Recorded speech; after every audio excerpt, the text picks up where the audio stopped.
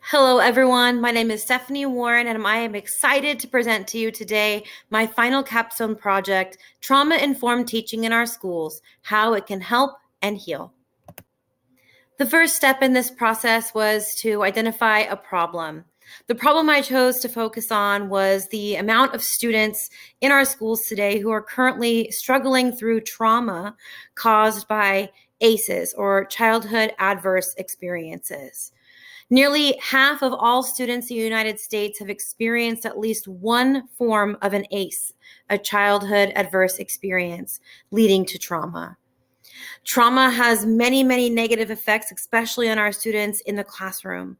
Trauma can lead to avoidance behaviors, causing poor academic performance, damaging social interactions, and sometimes even dangerous decision making. Some examples of experiential avoidance behaviors can be as simple or harmless as chronic tardiness or ditching of classes, to things that are much more serious, things like substance abuse and self-harm. As educational organizations, we need to meet this challenge head on and to learn the best way to serve the needs of these students to help mitigate the negative aspects that ACEs have on our kids. Therefore, the purpose of this study is to explore how trauma-informed strategies can impact student-teacher relationships, academic performance of our students, find best practices to help students in the classroom and in our organizations, and to help promote healing in our students. Thankfully, this is an area that tends to have a significant amount of research performed in it. Not necessarily all focused on the same area, but when you are able to break up this issue into several different key points and did research on those specific key points, I found there was a lot of research for me to gain from and to learn from. One study I found was from Anderson et al. In 2022. It was a study conducted to discover how prevalent ACEs are in our schools today. And they actually found that nearly half, now, of course, this has risen significantly because of COVID-19, but nearly half of all students in the United States have experienced at least one adverse childhood experience, putting them at risk of trauma. Trauma is rated, as far as ACEs go, the more you have, the more likely you are to experience trauma. So students with one ACE are at risk of trauma. Students with more than one ACE are at significant risk of trauma.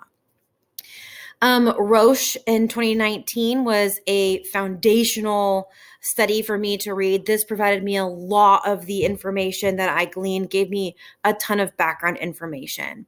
So Roche laid the foundational research for the effect of trauma on students' behavior and success in the classroom, and leads research in experiential avoidance behavior. So what I was kind of explaining in a previous slide, how trauma can lead to these adverse or unwelcome behaviors, things like ditching class, cutting classes, being late, being disengaged from the classroom, again, getting more serious, fighting, substance abuse, and self-harm. These are all considered experiential avoidance behaviors. Students partake in these when they are suffering on the inside, and so to avoid feeling the feelings that they're feeling on the inside, they disengage from life. That's an experiential avoidance behavior. One of the other absolutely foundational pieces of research that I looked into was I actually read a book by Nakazawa, and I know that this is a little old. I know it was published in 2015, but this really does provide the groundwork on the study of ACEs. She's kind of the ACEs guru. So I would be absolutely remiss if I didn't include her in this study. So again, she is the leading researcher on ACEs. This book lays out many of the long-term effects of ACEs on the body, but also discusses the power of positive adult relationships and the healing effects that they have on ACEs. Again, this book was absolutely foundational in this research project. Davis and Buchanan conducted research showing the helpfulness of mindfulness strategies, and they conducted a study where they introduced mindfulness exercises into a classroom and found that the students actually received 29% academic performance growth, which is absolutely huge. And then Ellis in 2020 conducted a study looking at the root causes of ACEs and basically came to the conclusion that in order to really treat these ACEs, to really help people heal from these ACEs, we have to get rid of the root causes of ACEs, which is poverty, violence, things like that. So by introducing good education, we help break that chain, that cycle of ACEs. So as I mentioned before, I broke my research into 3 specific questions or 3 specific categories. My main question that I sought to answer, my primary research question was, how can trauma-informed strategies impact healing from trauma? And to help me answer that question, I broke that into 2 different questions that I felt I needed to answer before I could come to that final conclusion. And I asked myself those questions before allowing myself to come to a conclusion on my primary question. So my first secondary research question was, how can trauma-informed strategies impact student-teacher relationships? And my second secondary research question was, how can trauma-informed strategies affect academic performance? So as far as methodology, first step was obviously to choose a topic. The way that I did that was that I examined my school population and tried to think of a situation or a problem that we are facing on our school campus, something that I experience every day as a teacher on my campus, but not just something that I thought was a problem. It needed to be something that I also thought could be solved. So that is how I began choosing my topic. I looked at my campus. We have a lot of students who come from very difficult backgrounds on my campus with a lot of trauma. And so that to me seemed like the most natural course of action. The next step is that I examined my own personal biases. Obviously, going into this research project, having worked with students who experience trauma daily, I have my own thoughts and opinions that come from my personal experience. And it was really important for me before I began researching and before I even really began to lay out my research questions was for me to examine where do I assume this is already going to go? So that I knew what that was going into it. So I knew how to stop myself if I saw myself getting to those places, assuming things, putting my own thoughts and opinions without research to back it up.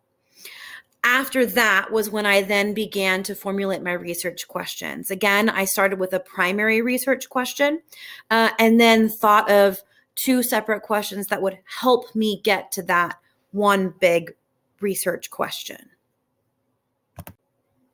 Once I had my research questions organized and ready to go, the time began for researching relevant literature.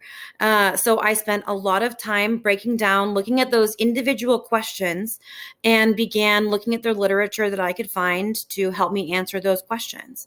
I kind of went a little bit backwards in the way that I did my research. However, I did not start with my primary research question.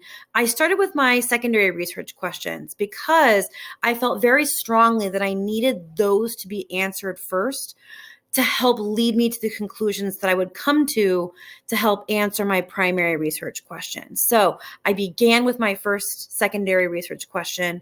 And once I felt that I had sufficiently answered that question through research, through using Google Scholar, using scholarly resources to help me answer those questions, I then would move on to my next question. And only once I was sufficiently satisfied that I had gained enough knowledge through my secondary questions to answer my primary research question. Listed next in the order of the way things went is recording relevant literature, but really that was happening at the same time that I was conducting my research. So it was very, very important to keep a detailed account through my reflective journal as to the research that I was conducting each week and really each day.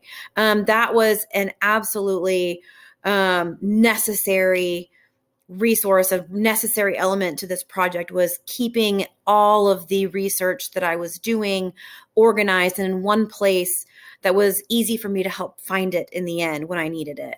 As I said before, there was a plethora of information out there on this topic, and without that resource, without the reflective journal, it would have been very easy to become overwhelmed by this process. But thankfully, that helped keep things organized, not only on paper, but in my mind as well. And then lastly, the last step was simply to triangulate the data and come to my final conclusions. So once I had gained all of the knowledge I felt necessary for answering those secondary research questions, I took what I learned in those secondary questions, applied that to my primary research question, and was able to come to, I feel, a satisfying conclusion. So, speaking of conclusions, let's take a look at the conclusions that I was able to come to. So, I will take you through this process the same way that I studied this process, or the way that I went through this process to help me reach my conclusions. I'll begin with my secondary research questions, and then that will lead us to seeing what my primary research question conclusion was where I came to. So my first secondary research question, again, was how can trauma-informed strategies impact student-teacher relationships? So I will say that the most significant finding that I had when answering this question is really the cyclical nature of the relationship between relationship building and trauma-informed practices. As I was doing research on this, what I really came to understand, and really was my big aha moment in this section, was that relationship building is not only a product of trauma-informed practices, but relationship building is a trauma-informed practice in and of itself. So really, what you'll find is, as you are practicing trauma-informed practices, as you are going around and conducting mindfulness exercises, as you are practicing restorative discipline practices, as you are being aware of trauma signs in students and paying attention to your students, what that will do is that will naturally strengthen your relationship with your students. But on the flip side of that, as I said, building relationships is in and of itself a trauma-informed practice. So you really can't have trauma-informed practices without relationship building. And as you relationship build, you can't separate that from being trauma-informed and performing a trauma-informed practice. So these things really do go hand in hand. You cannot separate one from the other. The nature of their relationship is that it is cyclical. They belong together. And my second secondary research question was, how can trauma-informed strategies impact academic performance? Well, students who have experienced trauma often experience high levels of stress that greatly affect their emotional and physical health.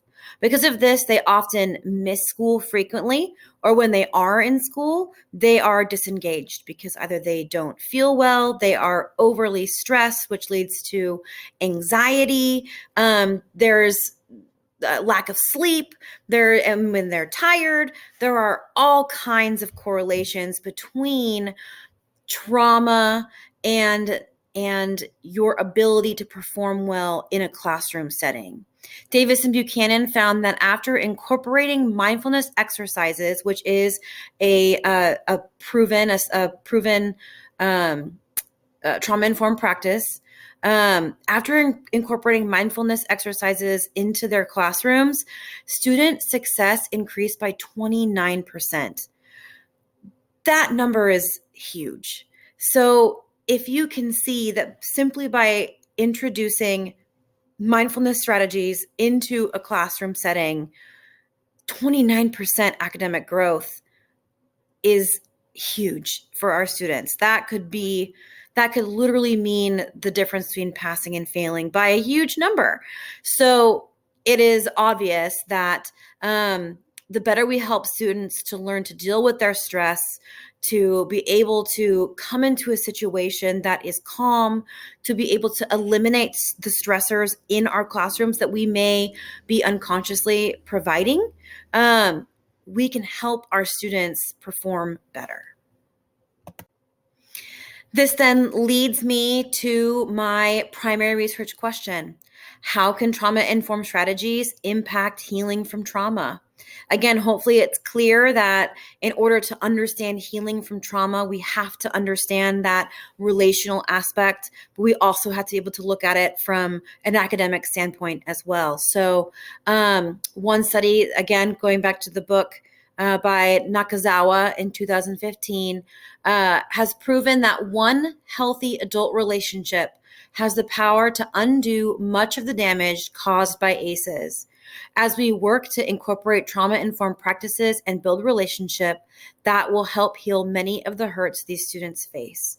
Again, I want to reiterate that statement, that the power of one positive adult relationship has the ability to change a student's outcome for the rest of their lives.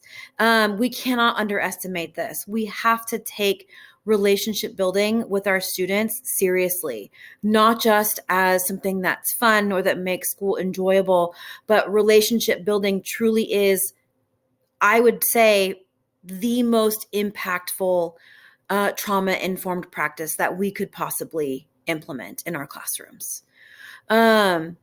Second, Davis and Buchanan in 2021 have proven that trauma-informed practices help lower stress and increase engagement in students, paving the way to greater academic success. Again, we saw that 29% increase in student performance. Huge. You can't deny that that has a healing effect on our kids. Lowering stress levels allows them to be able to perform better. Performing better allows them to rise above their current situations.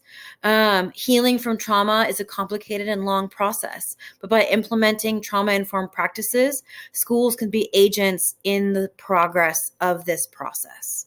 And one other study that I read did say that, again, if we want to truly help heal people from ACEs, we have to get to the root cause of what these ACEs are. One of the biggest contributors to students experiencing ACEs is poverty, violence, the loss of a parent, things that getting a good education can help them get past, can help them rise above, can help end that cycle of ACEs that our students have fallen into, that their kids, the next generation, doesn't have to suffer because we've been able to provide them with a way out. We've been able to provide them with an education that helps them to rise above. So, conclusions and recommendations for further research. Healing from trauma is not an easy road to walk. Schools have the unique and powerful position to help these students along the path that they must travel. Schools must therefore work to become trauma-informed. They must. There is much to be done in this area that could benefit from future research, including the following areas. Best practices. I would recommend that more research be done in the area of best practices, not only for the classroom, but the school campus as well. I would focus on relationship building and mindfulness practices, but I think it would be very much worth our time to put in significant research into what practices specifically are the most effective. And next would be training programs. In order to have a staff that is truly trauma-informed, they have to understand the effects of trauma and the warning signs of trauma, and then how to respond in their classrooms or in their specific settings. You can't be trauma-informed if you are not informed. So we must focus on training of our staffs. So I would recommend more research be done on what is the best way to implement training programs for school staff, whether that be student or staff who are already working on a campus or those staff who are preparing in their preparatory programs as we speak. Thank you so much for listening to my final capstone project. I appreciate your attention, And I hope that we all become more passionate about being trauma informed. Thank you.